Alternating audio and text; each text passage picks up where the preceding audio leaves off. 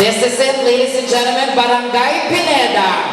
I'm going to announce the top 5. Congratulations, you are the first lady who made it into the top 5. Congratulations to you.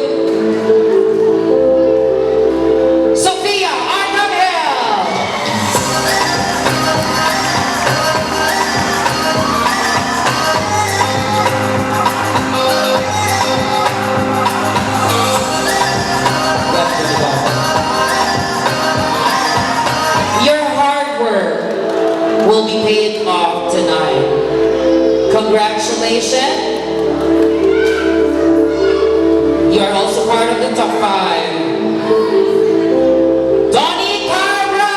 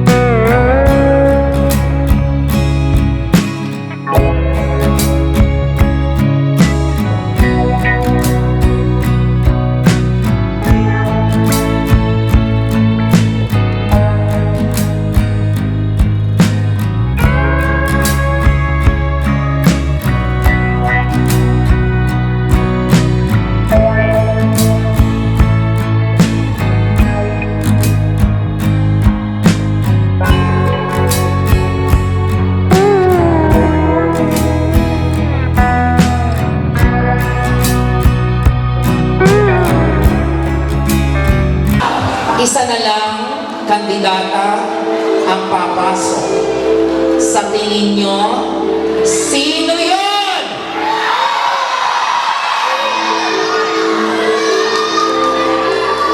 Congratulations. To complete the top 5, Manchika May Matmansentino!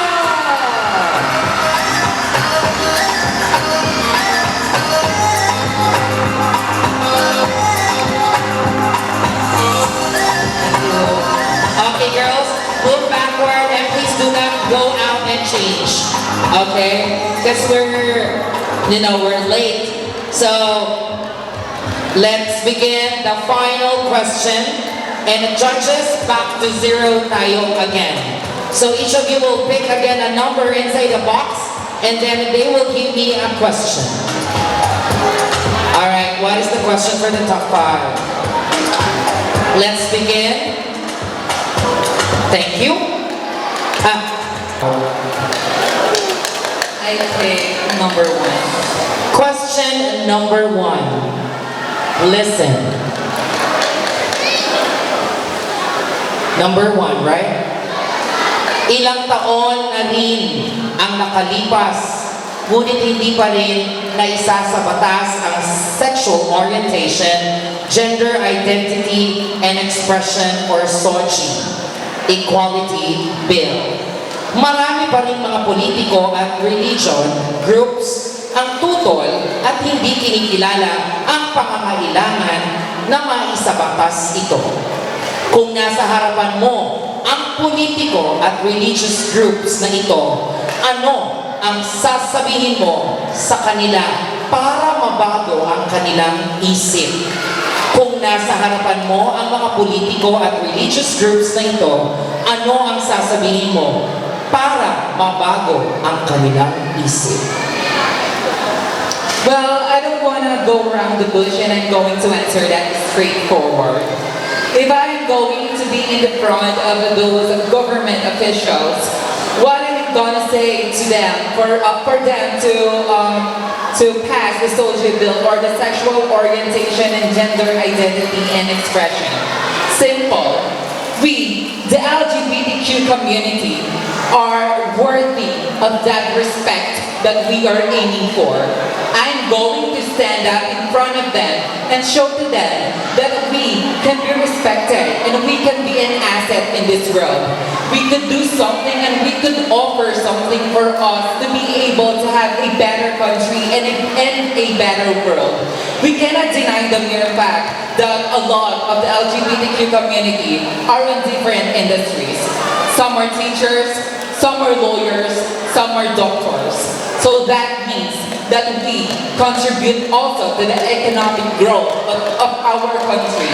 And we could also able to contribute and to offer something wonderful to the world. Let us all remember that the only thing and the only lesson that we can give to the world and even to those government officials is we, the LGBTQ community, are very optimistic in life. We are very strong and we have that characteristic of bravery. And by that, we could be able to fight for that right and for that equal opportunities that we are aiming for. And with that, we could also able to show to other people that we, the LGBTQ community, deserve your love and the love of our Lord Jesus Christ. Thank you. I have picked number 4. Question number 4. Do you want in Tagalog or English? Tagalog na lang. Kamakailan ay kinumpirma ng Miss Universe Organization President na si Paula Shugart. Papayagan na ang pagsali ng mga babaeng may asawa at anak. Sang-ayon ka ba sa bagong tuntunin ng patimpala? Uulitin ko, kamakailan ay kinumpirma ng Miss Universe Organization President na si Paula Shugart, papayagan na ang pagsali ng mga babaeng may asawa at anak.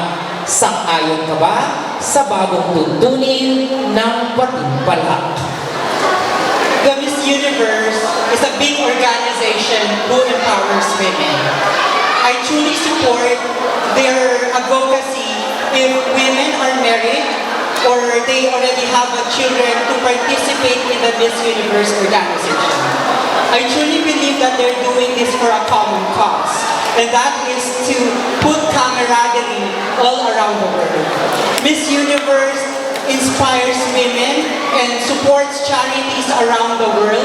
So for me, it doesn't matter you are a woman who have children, separated, divorced, or married, but you yourself, you know your cause and your purpose in life, that you will be serving an inspiration to others, that you promote equal empathy and compassion to others, there's no problem with that.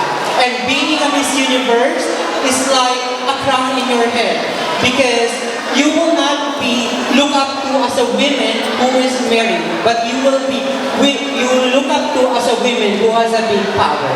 And that is to influence by having a good, positive mental attitude to all. And that, for me, is simply a quality like no other. Thank you. I chose number 5. Question number 5. Sa panahon kung saan mataas ang bilihin at patuloy ang pagbaba ng halaga ng piso, sa tingin mo ba ay may puwang pa ang mga beauty pageants na tulad nito sa ating lipunan? Bakit o bakit hindi?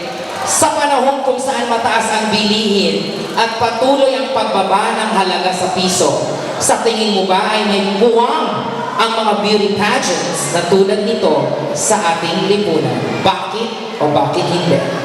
Thank you so much. Well, it's already, a lot of, we have heard a lot of news regarding this one, ang pagbaba ng piso at ang pagtaas ng dolyar. So it just only means na tumataas ang mga bilihin sa Pilipinas. And what is the relevance of it? Is it really worth it to have a beauty pageant in our community, especially in the Philippines, during this kind of situations or problem? Well, definitely yes. Why? Because of course we are gathered tonight to make sure that we lighten our day. Because of course napakamahal na nga ng bilihin. Hindi na natin mausisa, or we are having a lot of stress on how we can feed our families. Now it is our time tonight to celebrate pride, to celebrate our LGBT pride with you guys. And that is why we should always remember that as we talk to each and every one of you, as I speak in front of you, there's only one thing that I would only remind you, everyone. Patuloy ang pagtaas ng bilihin. There's only three things that I am thinking. One is that we should be valuing our work right now. Dapat mas pagtuunan natin ang pansin, ang pagtatrabaho ng maayos dahil dito tayo kumukuha ng fund so that we can feed our family. Second is that hindi dapat tayo pasosyal kung ano mang bibilin. It's time for us to limit ourselves. So therefore, and thirdly, my third point is that kapag may sinutsok, may dudukutin. We have to save for the future. Yes, today might be a sacrifice for everyone. Mataas ang bilihin. But if we were going to work together as one, well, definitely, we can have tomorrow will be a paradise for everyone. And that is the relevance of this pageant. I was able to educate you on what you have to do para maiwasan ang pagka-stress sa bilihin sa Pilipinas. And I thank you. I think question number 3. Number 3, check.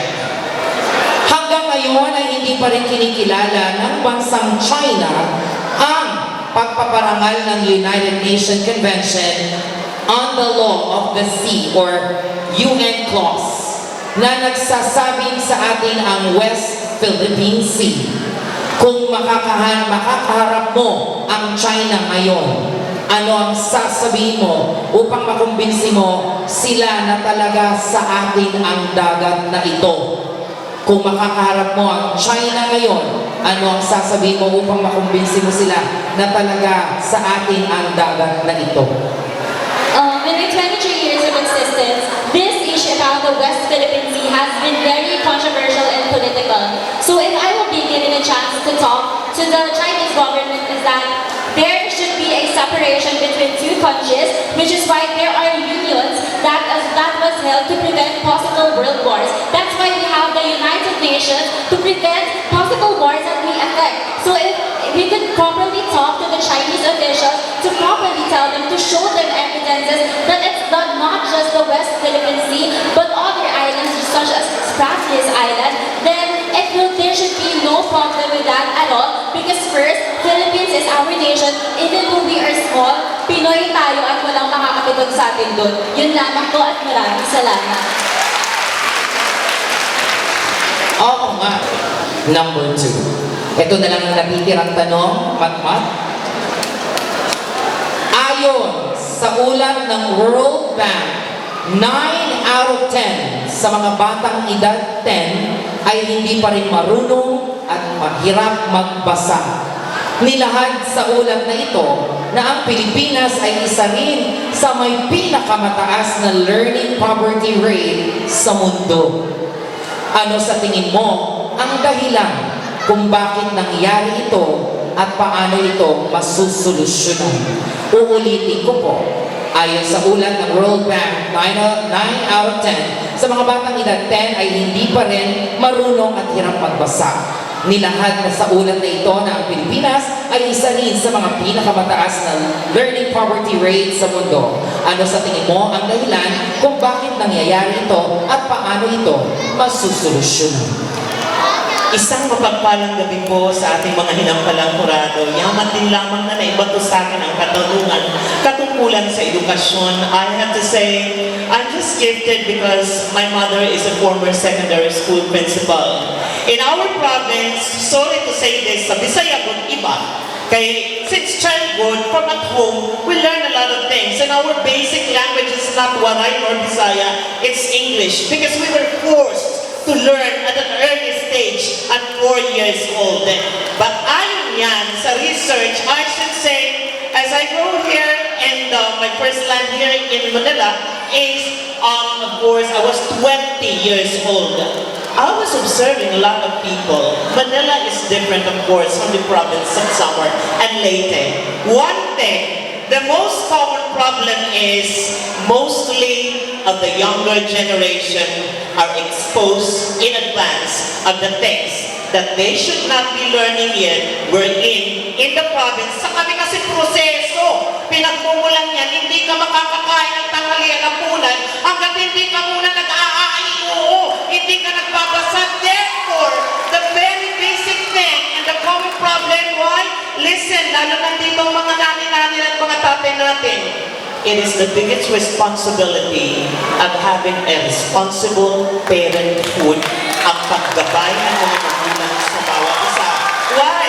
Hindi na dapat natin isisisi sa mga maguro. Hindi natin dapat isisisi sa ating mga gobyerno natin. Isisi natin kung paano natin sinisimulan. Dahil kung ang magulang mismo, wherein I believe that the family is the basic foundation of the society, it is imperative or necessary that we should teach our children. Firstly, wag lang palakpak ng palakpak, anak ha, mag-aral talaga ng mabuti. So I should say, from the very bottom line, it's very basic. It should begin from our guardian. Kung wala kang nanay, wala kang tatay, yung umampun sa'yo, yung lola at lola mo, doon ko nakita. Because at home, I should say, education is a must. It's not only a right, but you should learn. Kasi iba ang natututunan sa loob ng edukasyon, sa loob ng paaralan at sa labas. Kapag lumabas ka, kaya mong balansihin yung mga papepex at negatibo, pero gagawin mong positibo. And that point, I should say, I have to say this, that it's high time.